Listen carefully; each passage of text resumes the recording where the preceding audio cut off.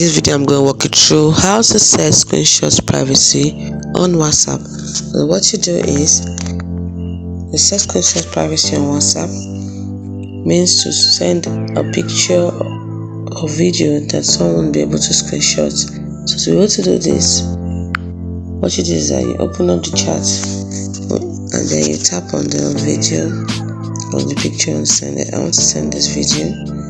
Tap on the camera icon and then you choose what you want to send. So at the bottom here you can see this one icon here, this one over here. Tap on it, and what this does is that it allows the person to view the message once. And now when you send a view once message, the recipient can take a screenshot of it. For added privacy, they also can share, forward, copy or save it. So you tap on OK. Once it's done that, you tap on send.